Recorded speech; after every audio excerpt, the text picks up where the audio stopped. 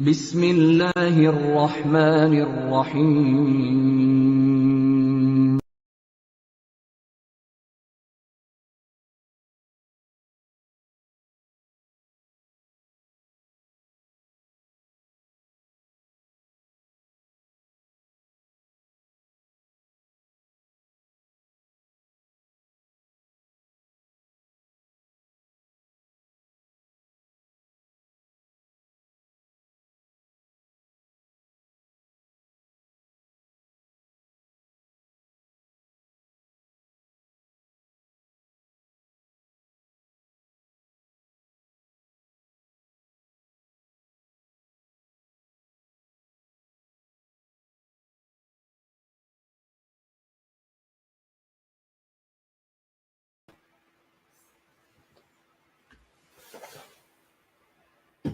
Assalamu alaikum. Today is Wednesday, the 16th of November 2022, and in our broadcasts, this is broadcast number 373. We are looking at the meaning of the words of Surah Baqarah, verse 105, and this is the 11th broadcast in that series. These broadcasts are brought to you by Laser Lahore Ahmadiyya School of Education in Islam, which is a branch, a department of Ahmadiyya Manishat Islam, or Ahmadiyya Association for Propagation of Islam, also known as the Lahore Ahmadiyya Movement. The Ahmadiyya movement was created by Hazrat Mirza Ghulam Ahmad, who taught us that although other people believe that after the Holy Prophet Muhammad, another prophet can come, the Holy Quran says that the Holy Prophet is Khatamun Nabiyyin, and the Holy Prophet explained this by saying, La Nabi Abadi. Ana Khatamun Nabiyyin, La Nabi Abadi.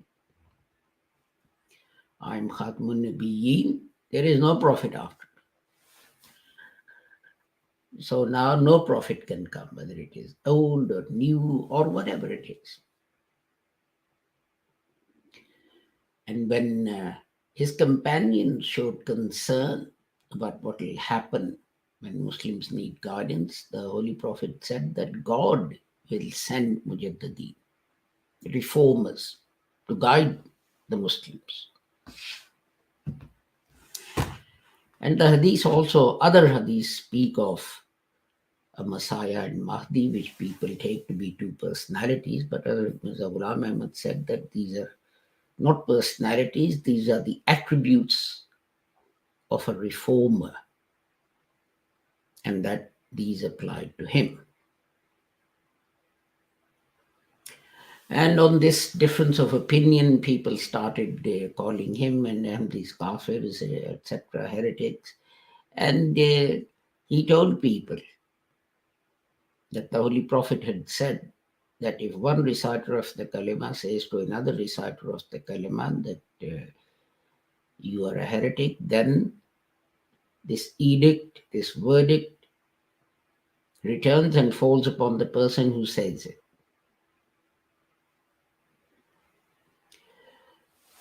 And he also said that although people say that some prophetic revelation like Ayah Rajam, etc., is missing from the Holy Quran, this is wrong. The Holy Quran is complete. All prophetic revelation received by the Holy Prophet is in it.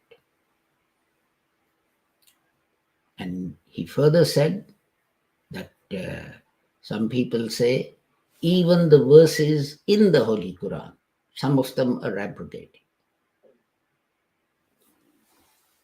And he said this is totally wrong. No verse of the Holy Quran was ever abrogated, or is, or ever shall be abrogated. And he said that jihad is the duty of every Muslim. But jihad, as defined by the Holy Prophet Muhammad, who, when returning from fighting, said Muslims are returning from the minor jihad to the major jihad, and the major jihad is jihad bin nafs, a jihad, a struggle with your own self, with your own inner desires.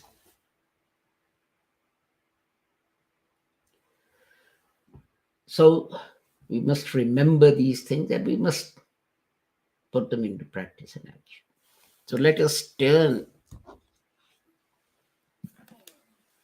to the verse of the Holy Quran that we're going to speak about today. And this is, if I can find it, I seem to have lost my place. As I said, verse 105 of the Holy Quran, of the second chapter of the Holy Quran, Al-Baqarah.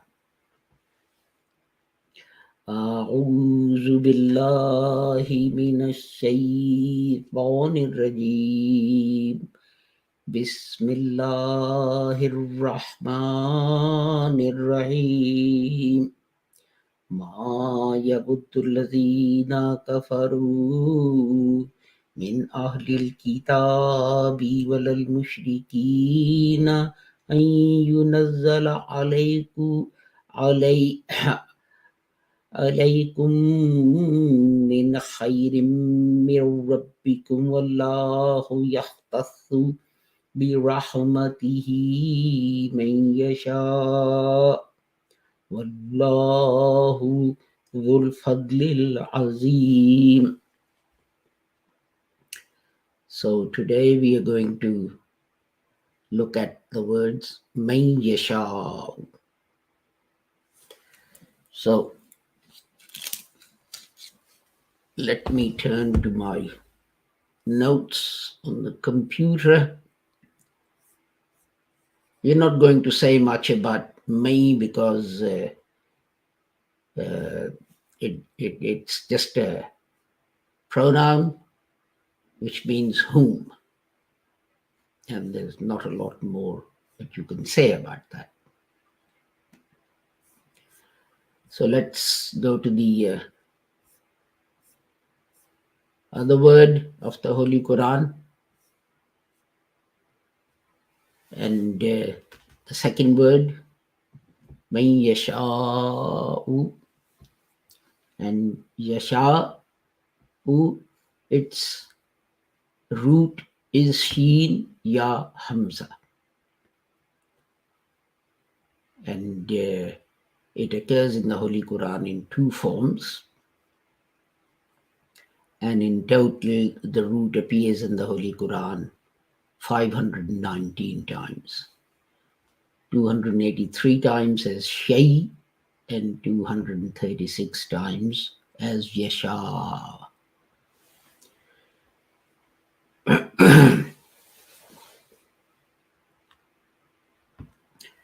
So shay simply means thing, something, but it doesn't have to be a physical thing.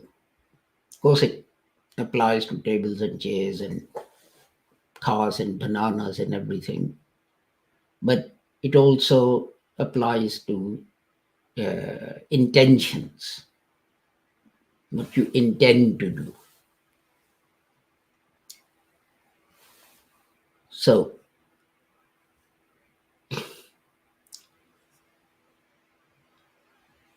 in the first form, it applies to intention, will, etc. For example, it applies to God's will.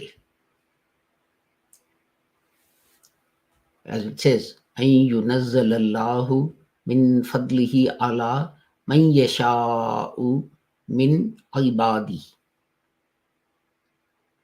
He wills, he intends.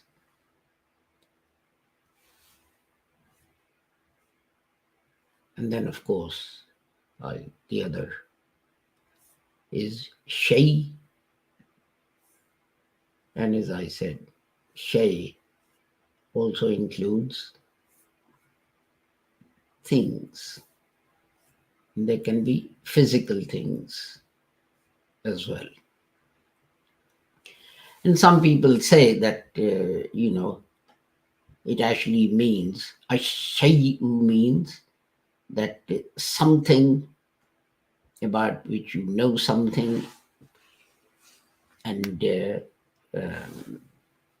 tell other people about it, what it is. And some people say that, Shay has to be something that is present. So knowing about it means that you have it. Now, in chapter 39, verse 62, God says, Allahu khaliqu kulli shay. And Allah created everything. So we're talking about the sun and the moon and etc. So we are talking about God's physical creation of the physical universe.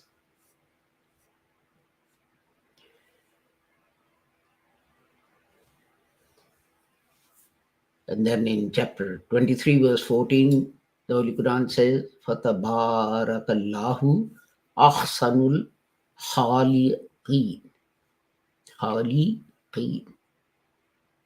And it is Allah who is the best creator, who makes the best things.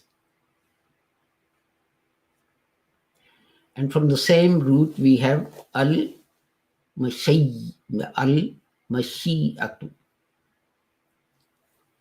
And this is, it can be fate, but it also means the intention, the willingness to do something. And of course, when it's the intention, when it's Allah's intention, then He can do whatever He wants. For example, it is said, Masha Allahu kana wa ma lam yasha'u lam yakun. And whatever God wants is what happens, and what He doesn't want doesn't happen. But some people misinterpret that and they say, well, I did shoplifting. Well, Allah wanted that. If He hadn't wanted that, He would have stopped me. But it doesn't mean that. It means God has created laws. There are physical laws which mean that the sun goes round the moon goes round the earth and the earth goes round the sun and so on. And then there are moral laws. Now, no one can stop the moon from going round the earth and make it the other way around so that the earth goes round the moon. These we can't change. But where moral laws are concerned, God has said, well, this is what's good for you. If you do it, it'll be to your benefit. If you don't do it, then you will suffer. And this is the example that I gave. And God has said that when I've given you the right, the authority to do something, that I will not interfere. It will be up to you.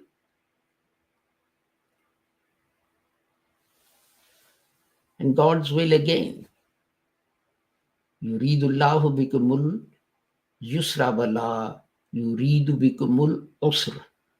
chapter 2, verse 185. God wants ease for you and not hardship or difficulty. And we see this during Ramadan, don't we? That, when days are long, like they have been for the last 9, 10 years in the UK, people have said, well, we know that between between Isha and Fajr, there's only 2 hours, but, that's it is. That's what it is. Fasting has to be from sunrise to sunset, and that's it. There's nothing you can do. But God here in this law says God wants to make things easy for you and doesn't want hardship. And then in chapter 40, verse 31, God says, وَمَلَّهُ يُرِيدُ ظُلْمًا لِلْعِبَادِ. And God doesn't want to harm you, to hurt you. So why would he want you to fast for 21 hours when he doesn't want to harm or hurt you? The point being that Islam is flexible. And in those verses, God allows Muslims to adjust the time so that they don't harm themselves. It will be zulm if a man, because he fasts for 20 hours and goes without food or water, then collapses and has a stroke or something. But there's another type of intention in which cannot be fulfilled unless God allows. Human beings, they don't want to die. They want to live forever. But God's law is that you grow up and then you grow old and then you die.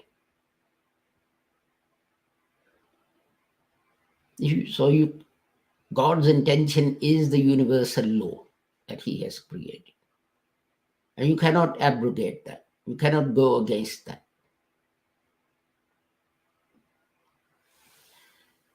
And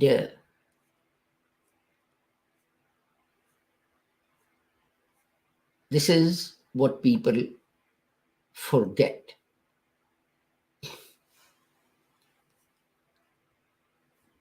And people, use it as an excuse. For example, the Holy Quran in chapter 12, verse 99 says, Udkhulu Misra, inshallah. And go to Egypt, Misr, inshallah. And you'll go there, God willing, or if God wills.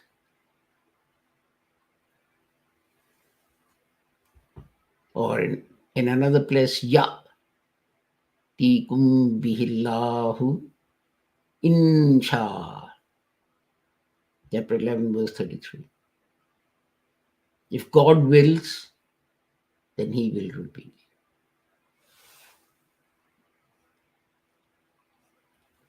But people use this as an excuse. They promise you they'll be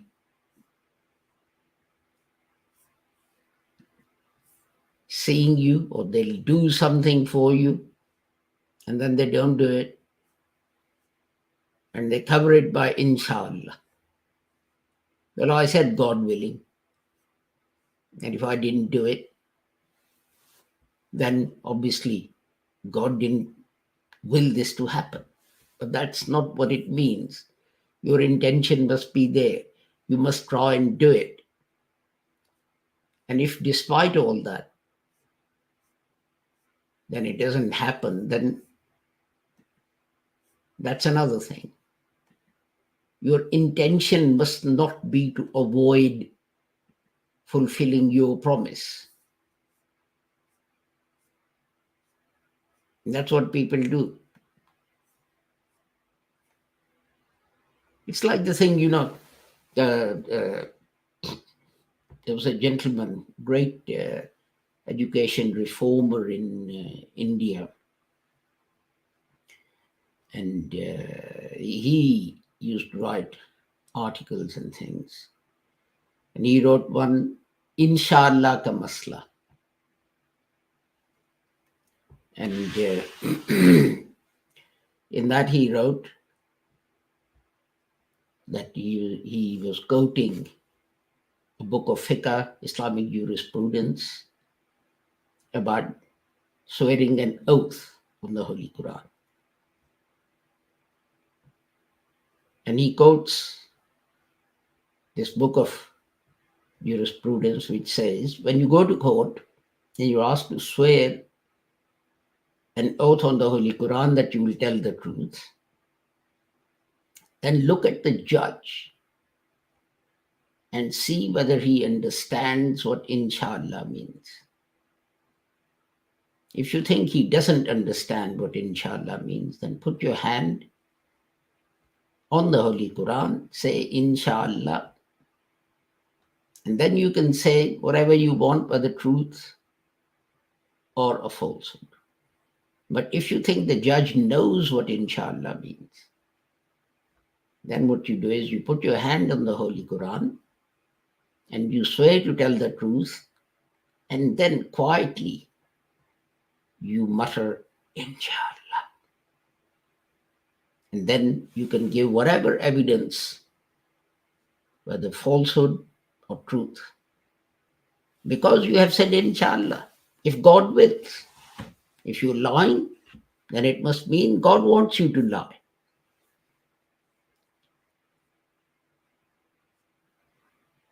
And this sort of thing, this sort of trickery is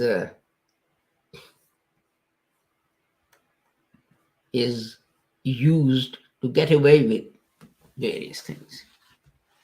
Because it is said, well, God is the master, he can do anything, he can do everything. He could have struck me down. He could have stopped me from lying. I could have had a stroke. Because none of that happened. God wanted me to lie. I mean, you could do that. You could use that as a defense to anything, couldn't you? Rob a bank, shoot dead 20 people. Well, God wanted me to do it. Because as I left the house, I said to my wife, Inshallah, I'll be robbing the bank and killing 20 people. I said, if God wills. What we don't understand is that the first thing that God created were the laws, all the physical laws of physics and chemistry and biology and so on. And he also created moral laws. This story about, Adam and Eve were being told not to go near this tree and etc. It's not about a tree. It's not about apple or wheat or whatever different people say. It is about temptation. That there is God's moral law that if you give in to temptation to do the wrong thing, then you will suffer. That's what it's about. So inshallah has to be within God's physical laws or moral laws. I mean, if I say, tomorrow I'll go to Heathrow and with my left hand, I lift up a jumbo jet, inshallah. Is that going to happen? No, it's not going to happen because, this is outside God's laws, his physical laws. Even if I manage to lift the jumbo jet, it'll probably crash back onto me. And just the effort of trying to lift it will probably break all bones in my body and turn them into powder. So that's the important thing to remember. This inshallah, God willing, has to be within the laws revealed by God and not outside them. To go back to the example I gave, when you say inshallah, I'll give true evidence, what it means is that you're a human being. If you forget something, if you misunderstood something, then that's a separate issue. Because you're misunderstanding something, you're forgetting something, would be in accordance with God's law. Because this is how the brain works. But I will tell the truth. Another interesting thing in relation to this is that, the universe works on cause and effect. Something happens, and scientists look at the why, and they find a cause. And you can trace things back. This happened, this was the cause. Why was this the cause? Well, this was actually the effect of something else. Something else was the cause of this thing. Sorry about that. And you can trace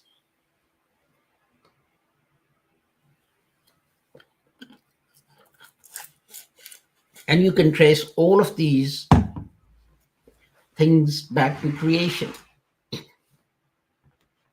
Now, the Big Bang Theory tells us, and the Holy Quran also says, God says be, and it is. And the Big Bang Theory says that suddenly there was a massive bang. Question 1, if there was nothing, what exploded? For something to explode, it has to exist. There has to be something. When a bomb explodes, there is something. It explodes and becomes other things. But there has to be something. But physics says, well, there was nothing. So if there was nothing, what exploded? Secondly, there is nothing. So what caused the explosion? I mean, today, we had clouds and so on, and we had massive rain, etc., etc. Okay, so the clouds were the cause of this rain. And if those clouds hadn't been there wouldn't have been any rain. So what was the cause of that explosion, and what was it that exploded? Because according to science, nothing existed.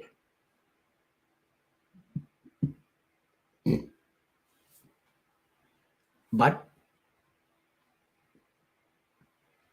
the cause was kun fayakun. God says be, and it is. It was God's intention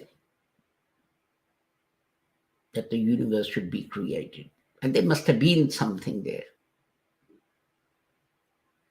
that exploded, and this universe came into being. This is a theory. We don't know. A better answer might be that, well, God wanted to create the universe, and he's the master of the universe, and he created it. He does whatever he wants. I don't understand everything he does. And God is not restricted by any rules or laws or whatever. As I said, God says be, and it is. But with that,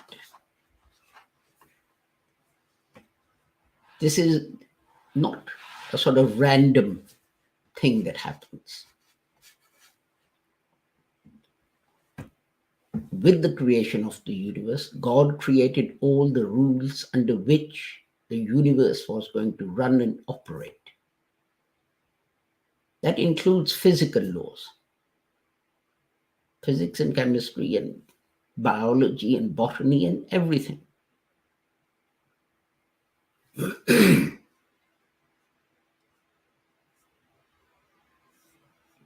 And God has created a measure for everything. Amongst his rules and regulations is the fact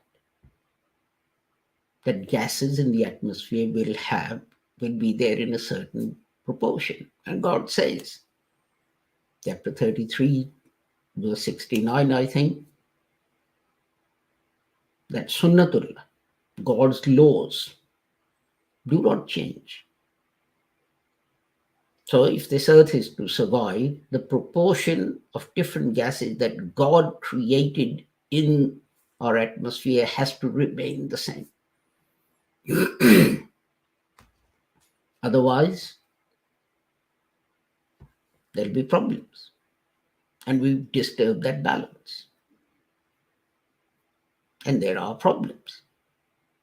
In some places, there is drought. In other places, there are floods. There are typhoons. There are cyclones. And so on. Why? Because the nature tries to adjust itself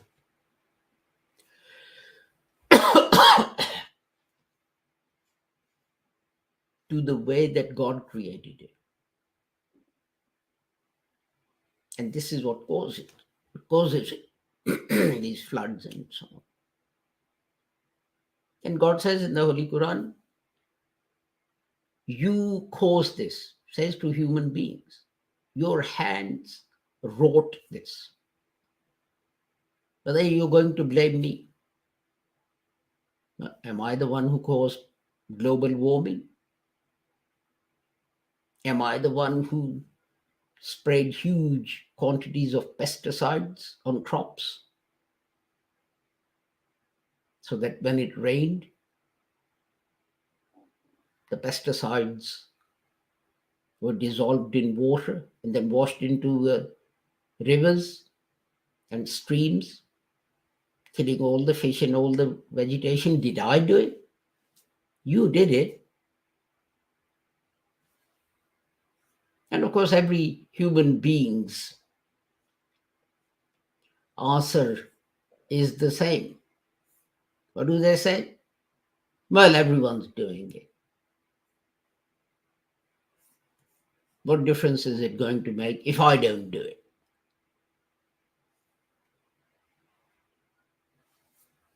But then the answer to that is that this is not what God will ask you. You know, if there are riots and there's looting and you get arrested, is your defense going to be, well, everyone was looting Tesco's and Asda's and so on, so why are you picking on me? Is that going to be your defense? No. The judge is going to say, I'm not interested in others. Why did you loot Tesco's or Asda's or the television shop or whatever it is? The point is that God has given you independence in moral laws. I mean, God forbid, if He'd given us independence in physical laws, looking at the mess we made of everything, the mess we made of moral laws, with what's happening in politics and everything in UK and USA and everywhere else. Can you imagine what would have happened if God had given us freedom in physical laws as well? The universe would have been destroyed by now. But remember, your result of what you do is going to be in accordance with God's laws. You cannot put arsenic in your mouth. You cannot put poison in your mouth and pretend it's a birthday cake and think that magically that poison is going to become a birthday cake and not kill you. You can desire whatever you want. The result will be in accordance with God's law. It's as simple as that. In accordance with God's law. Not in accordance with your desires. And in God's law, there is always a balance and there's always justice. God doesn't do things without balance and without justice. Only we who do that. With that, I've gone over our time. So I take my leave of you with the prayer that whoever you are and wherever you may be, may Allah keep all of you safe and sound and free from harm. Assalamu alaikum, Khuda Hafiz, and goodbye.